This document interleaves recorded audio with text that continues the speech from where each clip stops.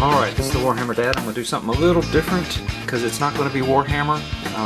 My son and I were looking for something a little quicker, something a little different. We're huge Warhammer fans. We will not give that up. We still think it's the best game out there, but someone convinced us to try War Machine. So we ordered a couple of War Machine things, and I unboxed the 2-player battle set, and we also got the Cryx battle group box. So I opened up the 2-player set, and I just wanted to give some quick initial feedback on what I thought of it, what I've seen so far, what comes in the box, what doesn't come in the box, and then look at some of the models and some of the quick things we had to do. So first thing you notice when it comes in is you have an introductory book here, and it is just a flip open book that talks about the different models that are in here, gives you a little introduction, and talks about the different factions just a little bit, things that would be in the big rule book, but just a shorter version.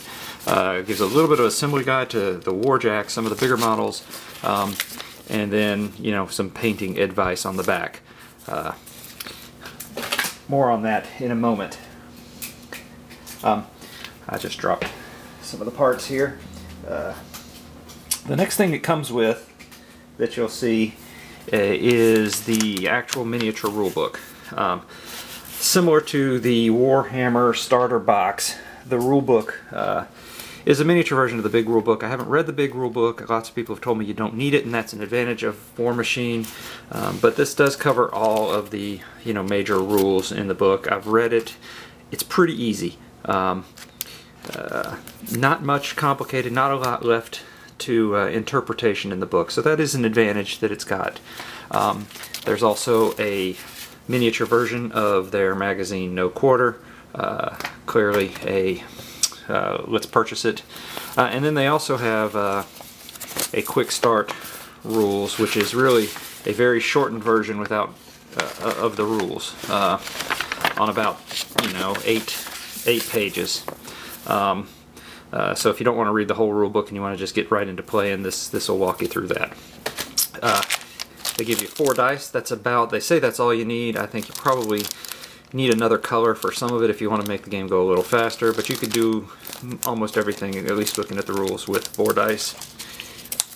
And it gives you a tape measure. This will go into the trash. What it does not give you, which I thought was a very nice thing, for a box that is like $5 less than the Warhammer box, you would think that they could give you some templates, but they don't. What they give you are these paper versions that you are free to Xerox and use. I could see not doing a wall, not doing rec markers, but your mandatory damage spray template and blast template. It'd be nice if you got the plastic version of that. And then it does come with a nice assortment of models. Now for this one, I have already built and primed these models. So it comes with 2 forces, the Khador force, which comes with some pretty decent models.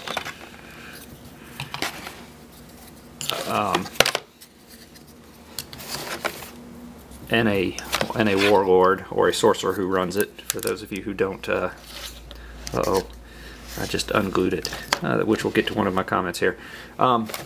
So 5 of these guys, 2 heavy warjacks, which are your big monstrous creatures kind of guys, and then 1 warcaster. I primed those in gray, just getting ready to do those, and that's your Khador forces. Then you have your Memnoth forces that come with it. Also comes with a couple of warjacks and 2 heavy warjacks, a light warjack, and a couple of these protectorate guys, and a warcaster. So here's what I saw with the models. They're pretty easy to build. They're incredibly easy to build, and really you can only build them one way. The only way to get variation in poses is with these ball joint arms. You can move the arms around a little bit, or you can heat them up in some hot water and bend them a little bit if you want. One of the axes came, actually you can tell it's this one. This axe came pretty significantly bent. I put it in hot water and just put it back into place, and when it cooled it was fine. Just a little bit of bend left. It's a weird kind of plastic material, sort of halfway between a plastic and a fine cast resin kind of thing. Very hard to glue though. Plastic glue doesn't work, and super glue with accelerator was what I found to work the best. And as you can see, one of them I didn't get on very well. And the only other complaint I would have about the actual models they send is this unit right here only comes with 2 poses. Now, the way they do their perspective and their pictures in the book, it looks like there should be 5 poses, but you've basically got these 2 guys, and one other pose. It'd be nice to have 5 different poses, and I think the picture in the book is a little misleading in that way, but otherwise pretty decent value for the money. I actually picked mine up for $69 on sale. You can find them pretty generally between $79 and they list for $99. So that was that. Again, those are a couple of my complaints. They're difficult to glue, which, we can overcome that. Lack of posability, you can overcome that as well. And then the last piece that comes with it are the cards. Now this is why you really don't, I'm told, you don't need a codex. If you want the fluff in the story, there is story and stuff, you can do that. Get the codexes, but you can play the game with just the cards. Each card for each person, so Commander Sorsha, who is the Khador commander, the Warcasters have 2 cards. Everyone has a card that says, what all of their stats are, what their ranged weaponry is, what their close combat weaponry is, and then these are the damage markers and how much damage they can take before they're booted. They have any specific information about them on the back, and then for Warcasters they have a separate one that talks about all of their weapons. They recommend, and I went ahead and did it, putting them in protective sleeves, and then you can just use a dry erase marker to mark them off. And then your big warjacks, this is just a troop, this is a troop unit, 5 models in the unit. You can mark each of their damage as you go along. And then warjacks have a matrix here, and you roll a dice to see which one it goes in, and as you kick off critical systems, they lose the ability to use left arm, right arm, head, etc. And then it's the same for the Memnoth. So I mean, the cards, it's a pretty nice idea. It keeps it straight. It is a little more to keep up with than a codex, but that is okay. So I have not done the Cryx box yet. So I got the battle box. I play Dark Eldar. The Cryx seems sort of like a cross between Chaos and Dark Eldar, so I went with that. So open up these boxes. Each box, the battle box, they only have them for 4 of the factions: the Cryx, the Memnoth, the Khador, and the Signar. They don't have them for the Retribution of Sira, which is of course the one my son wants. Again, another quick start rules.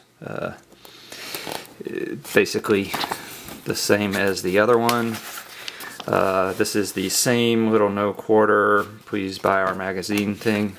And the other thing I did like is they come packed like this. I'm not going to open them all right now, but here's a warjack. Here are 2 that are the same. They come in a pack with their heads separated. Here's another warjack, and then here's your warcaster. So they come in individual, sort of blistered, already pulled off the sprue, and then of course their cards come with them. So each one has a card with all their damage and their matrix.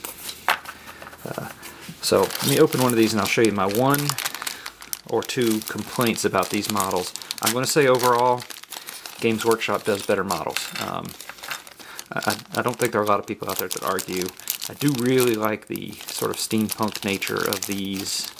The models themselves, they're very different from Games Workshop, which is what drew us to this as well, without being, cheesy, too anime looking. Okay, my battery died on me. I'm not sure how far I was, so I will just basically pick up. I unloaded this one.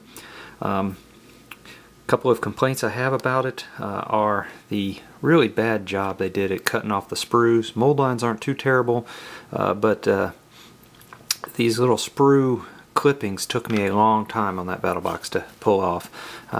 Unloaded, so you can see on this one here, and some of them are in some pretty tight places, so it can be kind of tough. Other thing is the plastic. It's an interesting kind of plastic compound, somewhere halfway between a GW and a GW plastic and their fine cast. It's not bad, it's just difficult to glue, but it does have the advantage like the fine cast does, where you can put it in hot water and get a little bit of bend out of it to reposition, and that can help you a little bit. Incredibly easy to put together, except like I said before, you need some CA and accelerator helps. If you can notice, they have basically a peg and hole configuration for most of their models. This one will not go in here, it's not the right one. This leg will, and it only goes in a specific way. And then this leg, you know, only fits in this one. You can see it goes in like that. This one's a little tight. You won't have a problem getting the glue to stay on that one. And then the head only fits on right here with another peg and hole. That peg goes there, that peg goes there, and that's your guy. And then it sits on its base. This one, you know, similar. And here's the dual bag. I mean, the nice thing is it's really easy to put them together this way. You know, the not as nice thing is there's not a lot of variability in poses, like you could have with some of the GW models. Again, I think the GW is a better quality overall, but I do really like these. I like the steampunk look, and then your heads are right there with some of your extras, and again, they each come with a base. We've got 4 armies total coming. We're going to do, instead of big armies like we do with Warhammer, this is going to be little small skirmish games for us when we want to be under an hour or so. We're probably going to base each one as a different season. The Khador, who are from the north in winter, you know, these guys probably in the fall with, you know, darker colors, and you know, spring and summer for the elves and the protectorate of Memnoth. But in general, the models are pretty nice. They've got great detail, an interesting material that is not super hard to work with, but I wish I didn't have to spend so much time cleaning off sprue marks. Not a lot of flash. Mold lines are moderate, no worse than anybody else, and very, very, very simple to put together. You know, once you glue that stuff on, you're done. I mean, really, it's a couple minutes a model. Other than that, the battle boxes seem pretty nice. We're looking forward to playing, and thank you for joining me on this unboxing. And I will get some pictures up once I get them painted. Thanks. This is the Warhammer Dad. Thank you for watching this unboxing. If you have any questions as we go along, go ahead and shoot me a note. And until next time, that I see you in the 40K cave, have a great day.